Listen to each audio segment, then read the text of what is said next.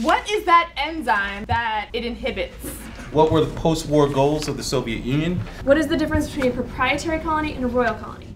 North Star was very fortunate to be invited to this PISA for Schools pilot. We've had success at the local level, but for us to be able to compare our performance at an international level allows us to set a higher bar for ourselves and to say, how will our students compete in the landscape that's the one that is the world in front of them? When they're taking a job in the future, they're not just fighting for a spot with another American, it's from anybody across the world. Lucia Marr wanted to participate in the pilot test because we have a vision for where we want our students to be in terms of 21st century learning and critical thinking skills and collaboration, and we felt that the test was one of the better indications of how well students were doing with that. And it's a big shift for teachers to get there, but that test was going to be a great wake-up call for us to see how well are we doing with trying to make sure that our kids are ready for the future. This came out as an opportunity, and the first thing I thought of is I have a ton of information on how we do relative to other students in the state of Virginia.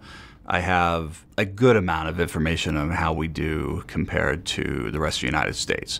What I don't have is information on how we do globally. I wanted to know, how do we do as a school? Are my faculty members preparing our students to compete against the rest of the world? Because that's what their post-collegiate life is going to look like. The analysis that is within the OECD test is incredibly sophisticated, more than we have seen on any assessment, and we are known for knowing a lot about high school assessments.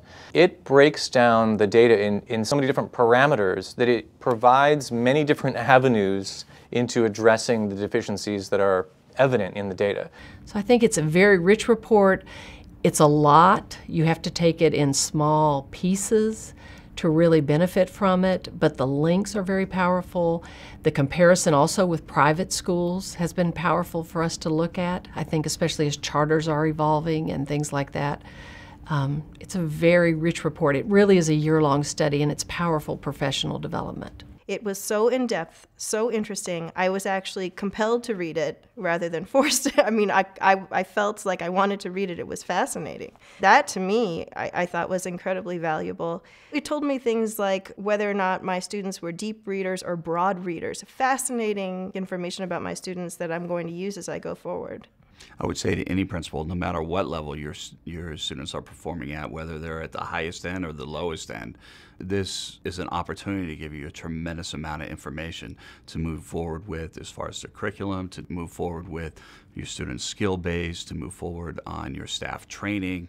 And so I think it's incumbent upon all of us as leaders in the United States system to think globally. The real issue is how are our kids going to be able to compete, hold jobs, have children, families, cultures, when they are in 200 different countries in the world. We need to get better. And I think our community and our school board and our leadership and our teachers are all willing to say, hey, so tell us where we need to get better, where we can take the news. The goal of our system should be preparing our young people for careers, not only here in the United States, but around the world, and them being competitive. And the only way that that's possible is if we are on par with or attempting to excel with our competition.